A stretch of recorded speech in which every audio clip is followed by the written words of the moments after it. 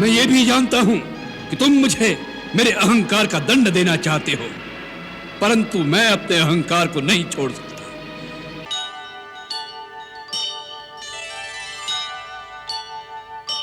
आप स्वयं क्या रणभूमि में गए थे? जब प्रहस्त और मकराक्ष भी मारे गए, तब हमने सोच लिया कि शत्रु ऐसे योद्धाओं से वश में आने वाला नहीं है। युद्ध लंबा होता जाएगा और लंका निवासियों का मनोबल दिन प्रतिदिन मंद होता जाएगा।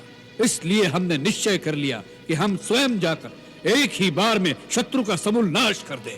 परंतु शत्रु इतना निर्बल नहीं निकला जितना हमने समझा था। उसने हमारे समस्त अस्त्रों को काट कर हमें निहत्था कर दिया। और सबसे बड़ी चोट तो उसने में तब पहुंचाई जब उसने उस अवस्था में हमारा वध नहीं किया। युद्ध में मरने से हमारी वीरता को दाग नहीं लगता, परंतु उसने हमें अपमानित करके वापस भेज दिया है। आज सारा संसार हम पर हंसता होगा, यहाँ तक कि सीता भी हमारा उपहास करेगी। अब हम कौन से गौरव के अहंकार को लेकर उसके सामने जाएंगे?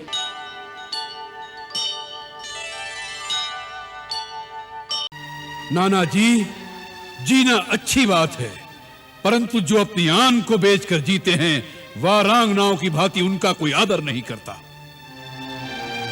मृत्यु तो एक दिन अवश्य आएगी, परंतु जो कायर होते हैं वो मृत्यु के आने से पहले कई बार मर जाते हैं।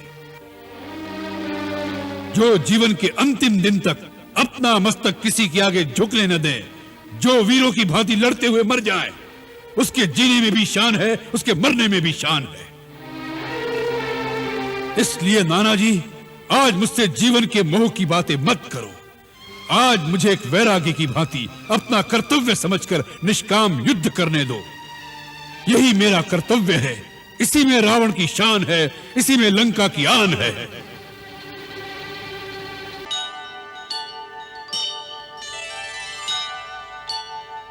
हे महाकाल, मैं जानता हूं कि इन अपशकुनों द्वारा तुम मुझे डरा रहे हो, जिससे मैं अपनी हार मानकर राम के चरणों में झुक जाऊं, क्योंकि राम तुम्हारे सामने हर समय हाथ बांधे सहायता के लिए गिड़गिड़ाता रहता है।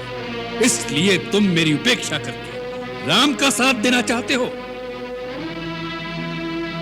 मैं ये भी जानता हूं कि तुम मुझे मेरे अहंकार का दंड देना चाहते हो, परंतु मैं अपने अहंकार को नहीं छोड़ सकता। मुझे अपनी शक्तियों पर अहंकार करने का पूर्ण अधिकार है।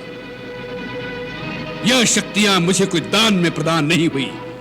मेरी कठोर तपस्या के उपलक्ष्य में कर्म के विधान के अनुसार तुम मुझे वह शक्तियां प्रदान करने के लिए विवश थे।